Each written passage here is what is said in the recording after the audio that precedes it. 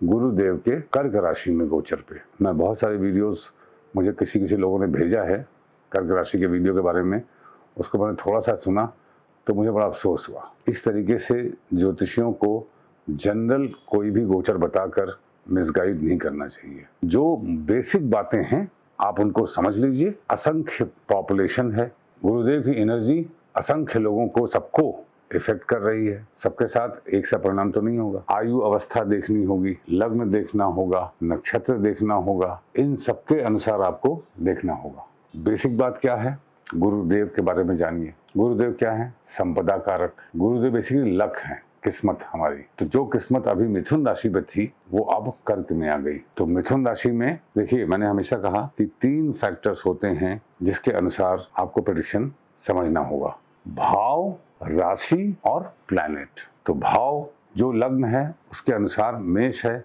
तो चौथा भाव, वृषभ है तो तीसरा भाव, मिथुन है तो दूसरा भाव, कर्क है तो पहला भाव, सिंह है तो 12वां भाव। भाव क्या है? टेंडेंसी, भावना। What is the emotion, what is the tendency. अगर लग्न पे है तो आपका भाव अपने लिए है। सेकंड हाउस में है तो भाव है कोष, कुटुंब और पैसे के लिए। तीसरा हाउस है तो पराक्रम, क्रिएटिव एक्सप्रेशन, स्मॉल ट्रैवल, भाई बहन, ये वाला भाव हो गया। चौथा है तो भूमि, भवन, वाहन, माता और यात्राएं, ट्रैवल्स। 5वां है तो संतान, प्रेम संबंध, मंत्र, महत्वाकांक्षा। छठा है तो ऋण, रोग, शत्रुता। 7वां है तो पार्टनर। अब पार्टनर में मियाँ बीवी हो, चाहे बिजनेस पार्टनर हो, और 7वां भाव भी ट्रैवल का होता है। 7वां भाव as a matter of fact आने जाने वाले संबंधों का होता है जीवन में आपके, जो आते हैं केस टू केस बेसिस पे। 8वां भाव ससुराल, सडननेस का है, सडन परिवर्तन का। 9वां भाव विदेश यात्रा, कानून, शासन, भाग्य, पिता इत्यादि इत्यादि। जो बोला, पिता समान लोग। 10वां भाव कर्म, स्टेटस, प्रेस्टीज। 11वां भाव गेन्स का होता है। 12वां भाव कंप्लीट सरेंडर, नींद, बेड प्लेजर, स्पिरिचुअलिटी, एकाकीपन, अकेलापन। हम लोगों को ये समझना होगा कि गुरुदेव कर्क राशि में आए हैं। सत्व, रजस और तमस की राशियां हैं। सत्व वो जो हमेशा रहेगा और पॉजिटिव सोच होती है। रजस वो जो एंजॉयमेंट फोकस होता है। तमस वो जो डिस्ट्रक्टिव फोर्स होती है, डिस्ट्रक्टिव एनर्जी होती है, उसकी भी जरूरत होती है लाइफ में। तो कर्क राशि है, आप ऐसे समझिए कि ब्राह्मण, क्षत्रिय, वैश्य, शूद्र, जो अग्नि तत्व राशियां हैं 1, 5, 9, ये क्षत्रिय राशियां हैं। जो पृथ्वी तत्व राशियां हैं 2, 6, 10, ये वैश्य राशियां हैं। जो वायु तत्व राशियां हैं ये शूद्र राशियां हैं। और जो कर्क है, वृश्चिक है, मीन है, ये जल तत्व राशियां ब्राह्मण राशियां हैं। जो जल तत्व राशियां हैं ये राशियां, जाति का आधार ये है कि इनमें पैसा बड़ी मुश्किल से मिलता है। सबसे आसानी से अग्नि तत्व में, फिर पृथ्वी तत्व में, फिर वायु तत्व में और फिर जल तत्व में। और जल तत्व क्या है? कॉम्प्रोमाइज है। तो आपको क्या समझ में आया? गुरुदेव लक है। कर्क वाटर राशि है, इमोशनल राशि है। पहली 4 राशियां 1, 2, 3, 4 आई टू आई, जो एक्शन होगा वो हमारे लिए होगा, सेल्फिश। 5 से 8 आई टू यू, किसी पर्पस के लिए होगा, किसी मैं और तुम। 9 से 12 क्या होगा? आई टू ऑल, सबके साथ। तो कर्क राशि कहाँ आई? जल तत्व राशि, चर राशि, इमोशनल कॉम्प्रोमाइज की राशि, सात्विक राशि, जहां पे largest planet in the cosmos, Jupiter, which is planet of luck, is going to transit. इसका मतलब हमको पैसा कमाने में तकलीफ होगी, पैसा कमाने के लिए कॉम्प्रोमाइज करना पड़ेगा, पैसा कमाने में सेल्फिशनेस छोड़नी होगी। छोड़नी क्यों होगी बोला मैंने? क्योंकि सेल्फिशनेस बढ़ेगी। और वाटर तत्व की राशियां, जल तत्व की राशियां गिव अवे करती हैं, मोक्ष की राशियां हैं। तो ये हमको समझना है कि गुरुदेव कर्क में जब जाएंगे तो हमको अपनी भावनात्मक जो अप्रोच है वो सेल्फ से हटा के यूनिवर्सल करनी होगी। आने वाले टाइम में सेल्फिश लोगों का बहुत नुकसान होने वाला है। अगर ये जो मैंने भाव बताया आपको, ये टेंडेंसी है और राशि रिसोर्स है। अभी तक राशि क्या थी? गुरुदेव थे मिथुन में, अब राशि है कर्क। मिथुन में थे, बुध इंपॉर्टेंट थे रिसोर्स के लिए, इंटेलिजेंस, कम्युनिकेशन एटसेट्रा। बुध का गोचर इंपॉर्टेंट था। अब हैं जल तत्व में, तो चंद्रमा का गोचर इंपॉर्टेंट हो जाएगा, और चंद्रमा हर 2.5 दिन में बदलता है। तो इसीलिए मैंने कहा कि ये बहुत ही वोलाटाइल ट्रांजिट है। वैसे भी गुरु की स्पीड अतिचारी है। अक्टूबर में ये सिंह में चले जाएंगे, फिर वक्री होंगे, फिर वापस कर्क में आएंगे जनवरी फरवरी में अगले साल। कर्क राशि का गोचर गुरुदेव का पूरी दुनिया का आर्थिक समीकरण और हमारे जीवन का पारिवारिक समीकरण बदल देगा। क्यों बदलेगा? गुरु और शनि के गोचर में एक कॉमन हम लोगों को राशि निकालनी होती है, जिसको अबोर्ड ऑफ गॉड या ईश्वर का इशारा बोलते हैं। गुरु हमारी प्राणवायु है, ब्रीदिंग इन। सैटर्न प्राण छोड़ना है, ब्रीदिंग आउट। ये दोनों ही हमारे जीवन के पूर्ण सारी एस्पेक्ट्स को कंट्रोल करते हैं। तो गुरु और शनि की कॉमन दृष्टि, जब मिथुन में थे गुरु और शनि यहाँ थे, तो शनि की कॉमन 10वीं दृष्टि थी धनु पे, गुरु की 10वीं दृष्टि थी धनु पे, 7वीं दृष्टि। अब कर्क में है तो शनि देव यहाँ पे हैं और कॉमन दृष्टि कहीं नहीं आ रही है। गुरु देख रहे हैं मीन राशि को जहाँ पे शनि है। तो जो अब फोकस धनु पे था अभी तक, सरकार, परिवर्तन, कानून एक्सेट्रा, फिर अग्नि, अब आ गया वाटर पे। Water related calamities. मीन राशि वो है जहाँ पे सपोर्ट नहीं है। आपको ये समझ के चलना पड़ेगा, आने वाले समय में हमारे पास जल तत्व बहुत एक्टिवेट हो जाएगा। कॉम्प्रोमाइज बहुत करना पड़ेगा, समर्पण बहुत करना पड़ेगा, डिपेंडेंस के लिए सपोर्ट सिस्टम कम से कम रहेगा। तो इकोनॉमी अच्छे हालात में नहीं होगी, ऐसा प्रतीत होता है इस गोचर से। अच्छी बात क्या है कि चूंकि सात्विक राशि है कर्क और गुरुदेव उच्च के हैं, उच्च का प्लैनेट अपॉर्चुनिटीज बहुत देता है। हमारे पास बहुत अपॉर्चुनिटीज आने वाली हैं और उसी अपॉर्चुनिटीज में हमको अपने भविष्य को प्लान करना है। जो लोग 0 से 12 ईयर्स के हैं वो अपने गोचर को चंद्रमा जहां है वहां से भाव का निर्धारण करें। जो लोग 13 से 24 साल के हैं, कुंडली में जहां पे बुध हैं आपके, वहां से भाव का निर्धारण करें, राशि तो करके जाएगी। जो लोग 25 से 36 साल की उम्र के हैं वो अपने भाव का निर्धारण शुक्र देवता से करें, जहां शुक्र बैठे हैं कुंडली में। जो लोग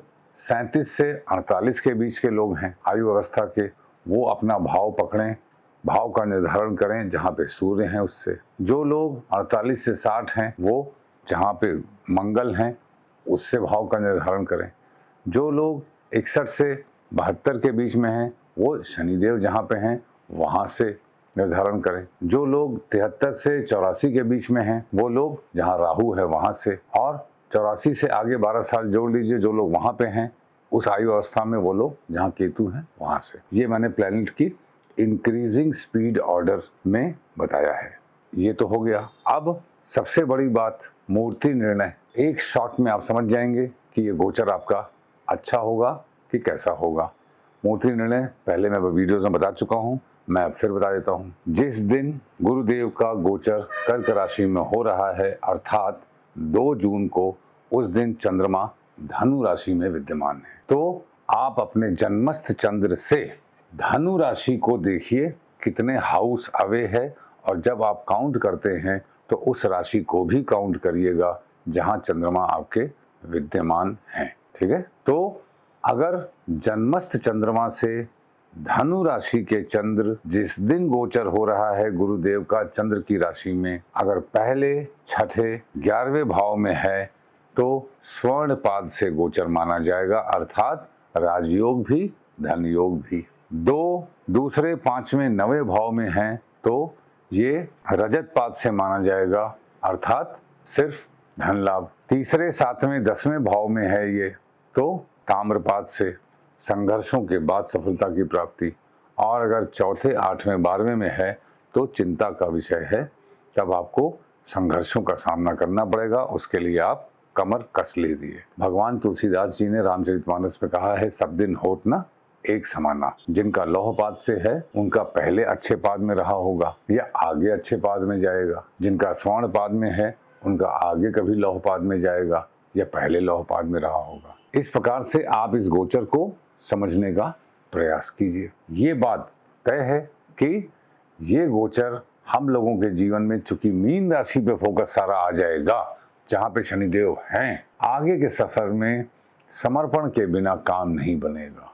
मीन राशि में शुक्र उच्च के होते हैं। शुक्र प्रेम के कारक है, करुणा के कारक है। आने वाले समय में जो लोग सबके प्रति करुणा रखते हैं उनके लिए तो समय अच्छा है। और जो लोग सिर्फ गुरुदेव कर्क राशि में, देखिए गुरु बड़ा सेल्फिश होता है, वो अपने फेवरेट शिष्य को ही ज्ञान देता है। जुपिटर को लोग संपदा कारक बोलते हैं, लक का कारक बोलते हैं, और मगर मुझे ऐसा समझ में आता है, जो जैसे मैं देखता भी हूँ, गुरु जहाँ पे होते हैं वो सेल्फिश भी होता है आदमी। कोई भी ग्रह अपने से 7वें भाव में मैक्सिमम ग्रेविटेशनल फोर्स देता है। जैसे सूर्य से 7वां हो तो सूर्य की मैक्सिमम पावर वहां पे होती है। गुरु से 7वां भाव जहां पे होगा वहां पे गुरु की मैक्सिमम पावर होगी। और गुरु की मैक्सिमम पावर कहाँ होगी? कर्क से मकर राशि में, जहां पे वो नीचस्थ हो जाते हैं। अब नीचस्थ होने का मतलब क्या है?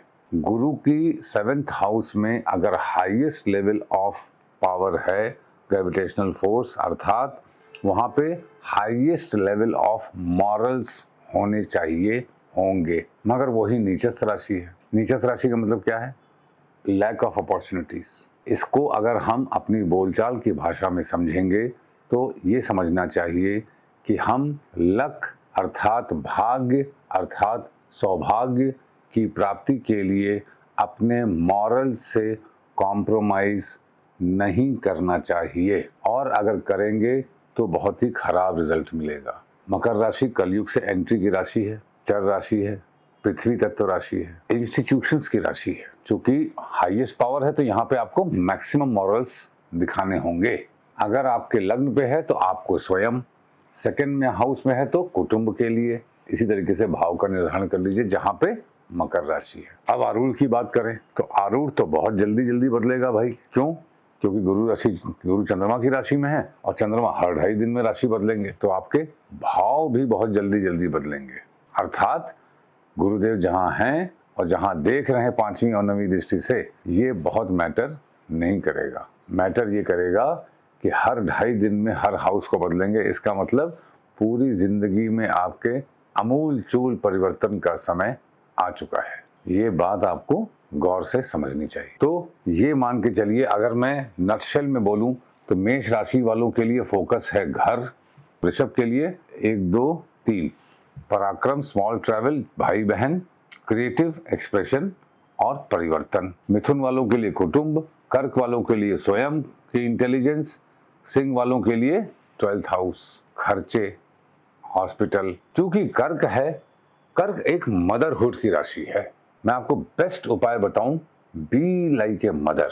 अगर आपको गुरु के कर्क राशि के फल को बेस्ट प्राप्त करना है, यू बिकम माँ। माँ क्या होती है? गीले में सो के सूखे में सुलाती है बच्चे को, करुणाशील होती है। माँ की तरह अगर आप बन गए तो आपको ये गोचर वो दे देगा जहाँ से मीन राशि में आप कई जन्मों में इसका पुण्य प्राप्त करेंगे, अगर रियल सेंस में आप माँ बन पाए तो। देखिए, इनकी दृष्टि, गुरु की पहली दृष्टि वृश्चिक पे होगी। जो गुरुदेव की जो 5वीं दृष्टि है वो इंडिकेट करती है कि हमारे मन में क्या है, गुरुदेव के मन में क्या होगा। क्योंकि वहां मन में जो होगा कार्य तो वही होगा ना। तो मन में वृश्चिक राशि है, परिवर्तन है। और भविष्य क्या होगा? 9th हाउस, मीन राशि। भविष्य होगा give away everything, no support. परिवर्तन होगा, फल स्वरूप सपोर्ट नहीं होगा। इसको आपको हैंडल करना है। सपोर्ट होगा कहाँ? शनिदेव हैं, परिश्रम से, मेहनत से, डिसिप्लिन से। हर राशि वालों को के अनुसार गोचर देखना बिल्कुल भी समझदारी की बात नहीं है। क्योंकि अब आप नवमांश में जहाँ कर्क है वहां पे भी देखिए गुरु, उसको भी एक्टिवेट करेंगे। दशमांश में जहाँ पे है वहां भी एक्टिवेट करेंगे। D12 में जहाँ है वहां भी एक्टिवेट करेंगे। अब ये तो ज्योतिष में जो अंदर होगा वही इस गोचर को समझ पाएगा, क्योंकि हम क्लोज क्लास में आपको समझाएंगे जो लोग ज्योतिष के जानकार होंगे। मगर चूंकि कर्क एक सात्विक राशि है और सेल्फिश होने की राशि है, अगर आप सेल्फिश होने से बच पाए तो ये गोचर आपको बहुत आउटस्टैंडिंग रिजल्ट देगा। गुरुदेव ज्योतिष के कारक हैं। ज्योतिष जो लोग पढ़ते हैं, जो लोग ज्योतिष में रहते हैं, उनके लिए बहुत बड़ा उत्थान का समय है ये। आगे मैं और भी बात करता रहूंगा गुरुदेव के कर्क राशि में गोचर पे। Thank you very much.